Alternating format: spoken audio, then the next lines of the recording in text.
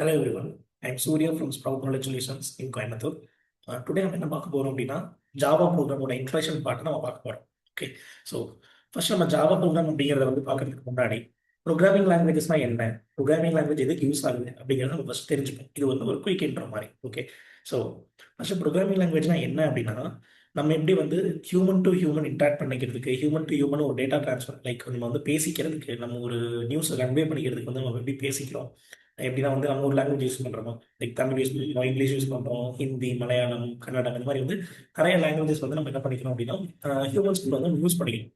நமக்குள்ள இருக்கிற நம்மளோட தாட் ப்ராசஸை ஷேர் பண்ணிக்கிறதுக்கும், அவங்கள்ட்ட இருக்கிறது நம்ம அவங்கள்ட்ட இருக்கிறது அவங்க ஷேர் பண்ணுறதுக்கும் தான் இந்த லாங்குவேஜ் அப்படிங்கிறது நமக்குள்ள யூஸ் ஆகுது.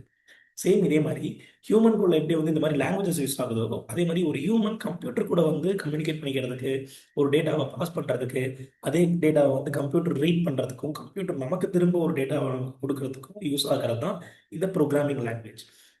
ஸோ இப்போ இந்த ப்ரோக்ராமிங் லாங்குவேஜ் எப்படி இருக்கும், எப்படி இந்த ப்ரோக்ராம் ரீட் பண்ணணும், லைக் கம்ப்யூட்டர் எப்படி இந்த ப்ரோக்ராமை ரீட் பண்ணணும், நம்ம எப்படி லெட்டர்ஸ் யூஸ் பண்ணணும். லைக் நம்ம லெட்டர்ஸ் இப்போ ஒரு இங்கிலீஷ் எடுத்துக்கிறோம் அப்படின்னா 26 லெட்டர்ஸ் இருக்கும். ஆல்ஃபபெட்ஸை வச்சு நம்ம என்ன பண்ணுவோம், ஒரு வேர்ட் ஃபார்மேட் பண்ணுவோம், அதை வச்சு ஒரு சென்டென்ஸ் ஃபார்மேட் பண்ணுவோம். இப்படி தான் நம்ம என்ன பண்ணுவோம் அப்படின்னா இப்போ கம்யூனிகேட் பண்ணிக்கிறதுக்கான ஒரு வேவை ஒரு லாங்குவேஜ்ல எடுத்துகிட்டு போவோம். பேஸ் அப்படிங்கிறது அந்த லெட்டர்ஸ். இங்கே ப்ரோக்ராமிங் லாங்குவேஜுக்கு ஒரு பேஸ் அப்படிங்கிறது என்ன அப்படின்னா ஜீரோஸ் அண்ட் ஒன்ஸ், அதாவது ஒரு பைட் கோட். இப்போ இந்த கம்யூனிகேட் பண்ணுற நம்ம ஒரு டெக்ஸ்ட்டோ இல்லை ஒரு வாய்ஸையோ இல்லை ஒரு வீடியோவையோ நம்ம சிஸ்டமுக்கு கம்யூனிகேட் பண்ணோம்னா அது எப்படி ரீட் பண்ணணும் அப்படிங்கிறத பார்த்து அது ஃபர்ஸ்ட் அது 0 and 1, அதாவது பைட் லாங்குவேஜ், அதுக்கு புரிகிற லாங்குவேஜ்ல நம்ம அதை எடுத்துக்கிட்டு தான் என்ன பண்ணணும் அப்படின்னா அதை ரீட் பண்ணணும். அதே மாதிரி அதோட அவுட்புட்டும் எப்படி இருக்கும் அப்படின்னா பைட் லாங்குவேஜ் தான், அதாவது ஜீரோஸ் அண்ட் ஒன்ஸ் அப்படிதான் இருக்கும். அதுல இருந்து தான் நமக்கு என்ன பண்ணணும் அப்படின்னா நமக்கு கொடுக்கும். அதை நம்ம டிஸ்பிளேல பார்க்க மட்டும் எப்படி மாறும் அப்படின்னா நமக்கு புரியுற லாங்குவேஜை மாற்றி நமக்கு ஷோகேஸ் பண்ணும், டிஸ்பிளே பண்ணும். இதுதான் சிஸ்டம் கூட கம்யூனிகேட் பண்ணிக்கிறதுக்கு ஒரு வே. அந்த மிஷின் லாங்குவேஜ் லைக் அந்த மாதிரி ஒரு லாங்குவேஜஸ்ல ஒன் ஆஃப் த லாங்குவேஜ் தான் ஜாவா, அதாவது ஒன் ஆஃப் த ஃபேமஸ் லாங்குவேஜ்னு கூட சொல்லலாம். ஏன் அப்படின்னா நான் உங்களை இன்ட்ரோடக்ஷன் பார்ட் காட்டுறேன். இது ஜாவோட இன்ட்ரோடக்ஷன் பார்ட். அதாவது இது developed by Sun micro system in Oracle. 1995 இதை நம்ம ஜாவா டெவலப் பண்ணியிருக்காங்க.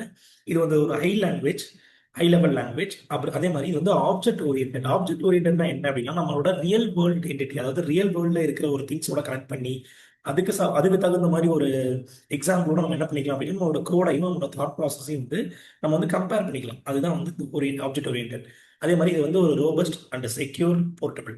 ஈஸியாக இது ரொம்ப கொஞ்சம் சேஃப்டியும் கூட. அதே மாதிரி போர்ட்டபிள் இந்த சென்ஸ் நம்ம இந்த லாங்குவேஜ் இந்த ஜாவா ப்ரோக்ராம் யூஸ் பண்ணி எழுதுற கோடையும் அதுக்கு யூஸ் பண்ணுற அதை ஜாவாவை யூஸ் பண்ணி டெவலப் பண்ணுற ப்ராஜெக்டையும் நம்ம ஒரு போர்ட்டபிளாக வச்சுக்கலாம். லைக் எங்கே வேணாலும் நம்ம ஷேர் பண்ணி எதில் வேணாலும் நம்ம ரன் பண்ணிக்கலாம்.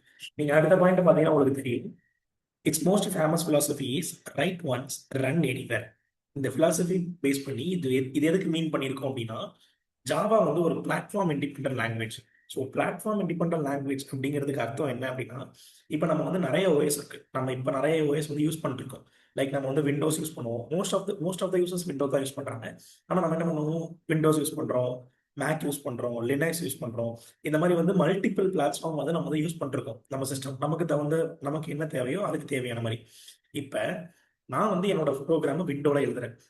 விண்டோவில் நான் ஜாவா வச்சு எழுதுறேன் அப்படின்னா அதை எடுத்துகிட்டு போயிட்டு நான் மேக்கில் கொடுக்குறேங்கும் போது எனக்கு என்ன கிடைக்கணும் அப்படின்னா விண்டோவில் எனக்கு என்ன அவுட்புட் கிடைச்சதோ அதே அவுட்புட் எனக்கு என்ன எதில் கிடைக்கணும், மேக்லையும் கிடைக்கணும்.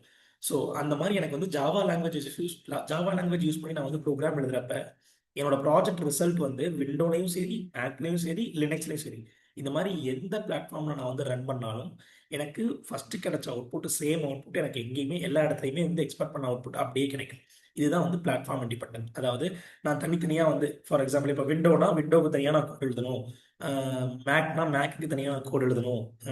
அந்த மாதிரி நான் ஒவ்வொரு பிளாட்ஃபார்முக்கும் ஒவ்வொரு ஓஎஸ்க்கும் தனித்தனியாக நம்ம ப்ரோக்ராம் எழுதணும்னு அவசியம் கிடையாது. ஒரு ப்ரோக்ராம் நம்ம ஒன்ஸ் எழுதினா போதும்.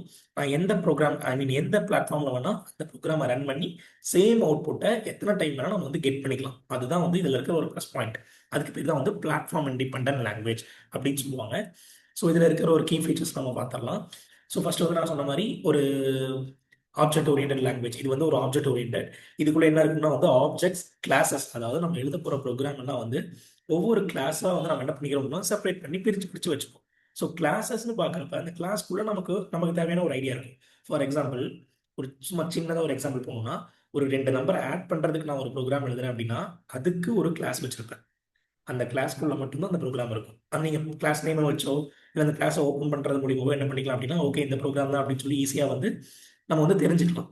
இதுதான் வந்து இது வந்து ஒரு காம்ப்ளெக்ஸ் கோடுக்கு வந்து நம்ம வந்து ஒரு ஆர்கனைஸ் பண்றதுக்கு வந்து யூஸ் ஆகுது. அதாவது காம்ப்ளெக்ஸ் கோடுங்கும்போது ஒரு பெரிய கஷ்டமான ஒரு கோடு இருக்குன்னு வச்சுக்கோங்களேன்.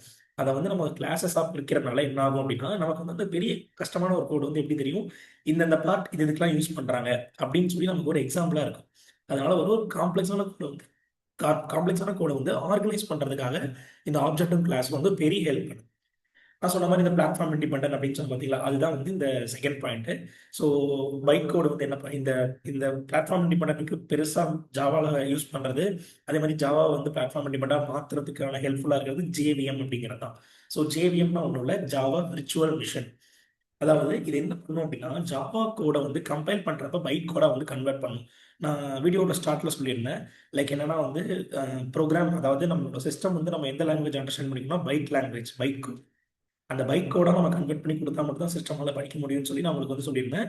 சேம் அந்த ஜேவிஎம் என்ன பண்ணுது அப்படின்னா, இந்த நம்ம ஜாவாவா எழுதுற ஒரு சோர்ஸ் கோட வந்து பைட் கோடா மாத்தி, அதாவது ஜீரோஸ் அண்ட் ஒன்ஸா மாத்தி நம்ம சிஸ்டம்க்கு ட்ரான்ஸ்ஃபர் பண்ணுது. அது வந்து அதை ப்ராசஸ் பண்ணி எல்லா ஒர்க்கும் முடிச்சதுக்கு அப்புறமா திரும்ப ஜேவிஎம் மிஷின் மூலியமாவே கன்வெர்ட் பண்ணி நம்மளோட லாங்குவேஜ் நமக்கு புரியுற மாதிரி ஒரு அவுட்புட்டை வந்து ஷோ பண்ணுது. இதுக்கு யூஸ் பண்றது இந்த ஜேவிஎம், அதாவது ஜாவா விர்ச்சுவல் மிஷின். ஓகே.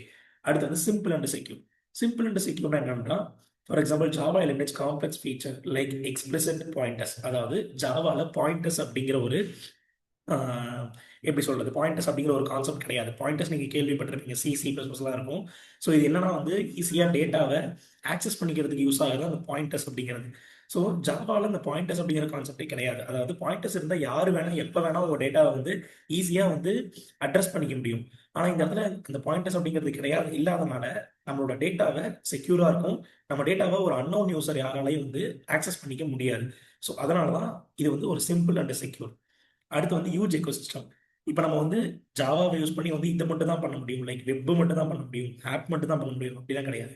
இப்போ நான் ஜாவாவை யூஸ் பண்ணி ஒரு building Android apps, enterprise web application and big data system, அதாவது நான் வந்து வெப் அப்ளிகேஷனுக்கும் ஜாவாவை யூஸ் பண்ணலாம், ஒரு ஆண்ட்ராய்டு யூஸ் பண்ணுறதுக்கும் ஆண்ட்ராய்டு ஆப்ஸ் டெவலப் பண்ணுறதுக்கும் நான் வந்து யூஸ் பண்ணலாம். அதே மாதிரி ஒரு பிக் டேட்டா அனலைஸ், அதாவது ஒரு பெரிய பெரிய டேட்டாவை வந்து ஹேண்டில் பண்ணுறதுக்கும் நம்ம என்ன பண்ணலாம் அப்படின்னா இந்த ஜாவா அப்படிங்கிற ஒரு லாங்குவேஜ் வந்து நம்ம யூஸ் பண்ணலாம். ஸோ இதனால தான் வந்து ஜாவா வந்து ஒரு ஃபேமஸான லாங்குவேஜ் அப்படின்றத மாதிரி சொல்கிறாங்க. ஓகே. ஸோ இப்போ அடுத்து வந்து நம்ம ஒரு சாம்பிள் எக்ஸாம்பிளோட போயிடலாம். நான் அந்த ப்ரோக்ராம் உங்களுக்கு காட்டுறேன், அதை நான் எக்ஸ்பிளைனும் பண்ணுறேன். சாம்பிள் ப்ரோக்ராம் இது ஜஸ்ட் ஒரு வெரி ரொம்ப ஈஸி, ரொம்ப சாம்பிள். ஜஸ்ட் நம்ம என்ன பண்ண போகிறோம்னா ஒரு வேர்டாக நம்ம வந்து பிரிண்ட் பண்ண போகிறோம், அவ்வளோதான். ப்ரோக்ராமை பொறுத்த வரைக்கும் அதுதான் ரொம்ப சிம்பிளான ப்ரோக்ராம். ஓகேவா? ஸோ இப்போ நான் இது வந்து என்னன்னா, நம்ம வந்து என்ன பண்ணுறோம் அப்படின்னா, நான் சொன்ன மாதிரி இதில் வந்து நம்ம கிளாஸ் ஆப்ஜெக்ட்னு சொன்னோம் பார்த்தீங்களா? ஸோ இதில் என்ன பண்ணியிருக்கேன் அப்படின்னா, ஒரு கிளாஸ் ஒன்று கிரியேட் பண்ணியிருக்கேன். ஸ்க்ரீனில் பார்த்தீங்கன்னா தெரியும், பப்ளிக் கிளாஸ் சாம்பிள் அப்படின்னு இருக்கும். ஸோ என்னோட கிளாஸோட நேம் வந்து சாம்பிள். ஓகே. ஸோ அதுக்குள்ள பப்ளிக் ஸ்டாட்டிக் வாய்ட் மெயின், இது வந்து என்ன அப்படின்னா, இதுதான் என்னோட மெத்தட், அதாவது மெயின் மெத்தட். இந்த மெயின் மெத்தட் இல்லாம நம்ம எந்த ப்ரோக்ராமும் எந்த ஜாவா ப்ரோக்ராமையும் ரன் பண்ண முடியாது. ஸோ நீங்க எந்த ஜாவா ப்ரோக்ராம் எடுத்தாலும் உங்களுக்கு வந்து மெயின் ப்ரோக்ராம் இருக்கும், அந்த மெயின் ஃபங்க்ஷன், அந்த மெயின் மெத்தட் அப்படிங்கிறது இருக்கும் கண்டிப்பா. ஓகேவா? அதே மாதிரி இது வந்து என்ன அப்படின்னா, காமன் ஃபார் எல்லா ப்ரோக்ராமுக்கும் ஒரே ஒரே மெயின் மெத்தட் தான். அதாவது இந்த மெத்தடோட நேமை நம்ம வந்து மாற்ற முடியாது. ஏன்னா நம்ம ஜாவால ஒரே ஒரு மெயின் ஃபைல் இருக்கும், அந்த மெத்தட் ஃபைலில் தான் வந்து எல்லா ஆக்சஸும் இருக்கும். ஸோ அது வந்து என்னன்னா இந்த நேம், இந்த மெயின் அப்படிங்கிற நேம் தான். இதை நம்ம சேஞ்ச் பண்ணிட்டோம் அப்படின்னா என்ன பண்ண முடியாது அப்படின்னா ஆக்சஸ் பண்ண முடியாது, அதாவது ரன் பண்ணாது, ப்ரோக்ராம் வந்து ரன் ஆகாது. ஆனால் இதே நான் வந்து சாம்பிள் அப்படிங்கிறத நான் சேஞ்ச் பண்ணேன் அப்படின்னா நான் ரன் ஆகும். ஏன்னா இது வந்து கிளாஸ், அதாவது என்னோட கிளாஸ். நான் வந்து இந்த நேம் வேணா வச்சுக்கலாம், சாம்பிள்னு வைக்கலாம். அப்படி இல்லைனா வந்து நான் வேற ஏதாச்சும் ஒரு நேம், இந்த ஃபார் எக்ஸாம்பிள் பிரிண்டிங்னு வைக்கலாம், இல்லை எது வேணா வச்சுக்கலாம். இது வந்து நம்ம கிளாஸோட நேம், நம்ம விஷ். ஆனால் இந்த மெத்தட் அப்படிங்கிறது என்ன அப்படின்னா, இது வந்து ஜாவால ஆல்ரெடி ப்ரீ டிஃபைன்டாக சேவ் பண்ணி வச்சிருக்கிற ஒரு மெத்தட். அது ஒரு மெத்தட் ஃபைல். அந்த ஃபைலோட நேம் மெயின் அப்படிங்கிறனால நம்ம வந்து இப்படி தான் ஆக்சஸ் பண்ணிக்க முடியும். இப்போ நான் வந்து கர்சர் நான் வந்து இது மேலே ஓவர் பண்ணால் உங்களுக்கு தெரியும்னு நினைக்கிறேன். Like void sample dot main அப்படின்னு சொல்லி வருது பார்த்தீங்களா? ஸோ இப்போ நான் வந்து இந்த மெயினை கால் பண்ணுறனால சாம்பிள் டாட் மெயின், அதாவது இந்த மெயின் அப்படிங்கிற மெத்தடை ஆட்டோமேட்டிக்காக ஜாவா வந்து எனக்கு கொண்டு வந்து கொடுத்துரும். இப்போ நான் அதுக்குள்ள என்ன ப்ரோக்ராம் எழுதினாலும் எனக்கு ரன் ஆகும், ஜாவா அப்படிங்கிற ஒரு ப்ரோக்ராமாக ரன் ஆகும். ஓகேவா? ஸோ இப்போ இதுக்குள்ள பார்த்தீங்கன்னா system dot out dot print அப்படிங்கிறதுல ஹெலோ வேர்ல்டு அப்படின்னு சொல்லி நான் பிரிண்ட் பண்ணியிருக்கேன். ஸோ இது ஜஸ்ட் நான் இப்போ ரன் பண்ணுறேன். இந்த இடத்துல பார்த்தீங்கன்னா தெரியும், கீழே இது இந்த கீழே பார்த்தீங்கன்னா தெரியும் ஹலோ வேர்ல்டு உங்களுக்கு பிரிண்ட் ஆயிரும். செகண்ட் இருக்கும். இந்த இடத்துல பார்த்தீங்கன்னா ஹலோ வேர்ல்டு பிரிண்ட் ஆயிரும்.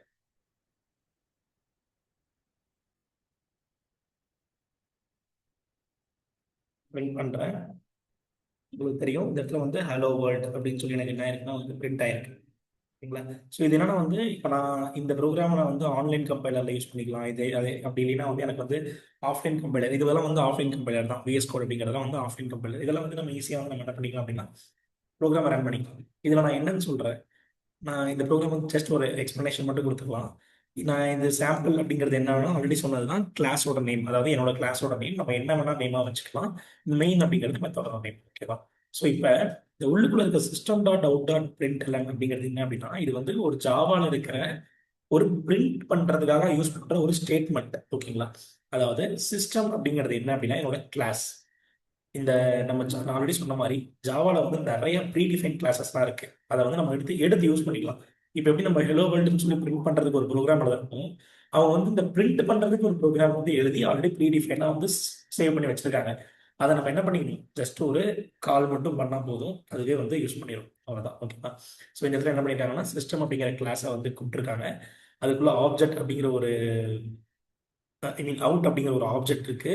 அதுக்குள்ள பிரிண்ட் எல்என் அப்படிங்கிறது ஒரு மெத்தட். இங்க எப்படி சாம்பிள் கிளாஸ்க்குள்ள மெத்தட், மெயின் மெத்தட் அப்படின்னு ஒன்று இருக்கோ அந்த மாதிரி சிஸ்டம் கிளாஸ்க்குள்ள பிரிண்ட் எல்என் ஒரு மெத்தட் இருக்கு. இந்த மெத்தடோட வேலை என்ன அப்படின்னா இந்த பிராக்கெட்டுக்குள்ள என்ன நம்ம கொடுக்குறோமோ அதை அப்படியே வந்து எனக்கு அவுட்புட்ல பிரிண்ட் பண்ணு அப்படிங்கிறது வந்து அந்த பிரிண்டோட வேலை.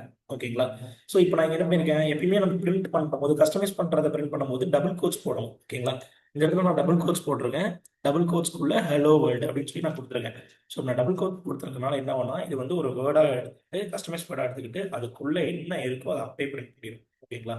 ஸோ இப்போ இந்த பப்ளிக்னா என்ன, கிளாஸ்னா என்ன, சாம்பிள் என்ன அப்படிங்கிறதுலாம் வந்து ஒவ்வொரு வேர்டுக்கும் ஒவ்வொரு மீனிங் இருக்கு ஜாவால.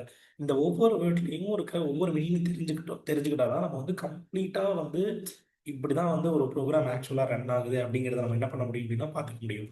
நம்ம வந்து ஜஸ்ட் ஓகே நம்ம கிளாஸ் கிரியேட் பண்ணிட்டோம், மெத்தட் கிரியேட் பண்ணிட்டோம், உள்ளுக்குள்ள வந்து பிரிண்ட் எழுதிட்டோம், அவ்வளோதான் பிரிண்ட் ஆயிரும் அப்படின்ற மாதிரி மட்டும் நம்ம வந்து அண்டர்ஸ்டாண்ட் பண்ணிக்கிட்டோம் அப்படின்னா அடுத்தடுத்த ப்ரோக்ராம் அடுத்தடுத்த ஸ்டெப்புக்கு போறப்ப உங்களுக்கு வந்து இதோட பேஸ் தெரியாம போயிடும். எங்கிருந்து இந்த கிளாஸ் வந்துச்சு, எங்கிருந்து இந்த பப்ளிக் வந்துச்சு அப்படிங்கிறதெல்லாம் வந்து தெரியாம போயிடும். ஸோ இப்போ நீங்க ஆரம்பத்திலேயே வந்து இந்த பப்ளிக் எதுக்கு யூஸ் பண்றாங்க, கிளாஸ் எதுக்கு யூஸ் பண்றாங்க, இந்த ஸ்டாட்டிக் எதுக்கு யூஸ் பண்றாங்க, இந்த மாதிரி வந்து ஈச் அண்ட் எவ்ரி வேர்டோட மீனிங்கும் வந்து தெரிஞ்சுக்கிட்டு நம்ம படிக்கிறப்ப தான் என்ன ஆகும் அப்படின்னா நமக்கு வந்து ஒரு பேஸ் லாங்குவேஜ், அதாவது ஒரு ஃபவுண்டேஷன், ஒரு பேஸான ஒரு லாங்குவேஜ் இருக்கிற பேசிக் வந்து நமக்கு ரொம்ப ரொம்ப ரொம்ப ஸ்ட்ராங்காக இருக்கும்.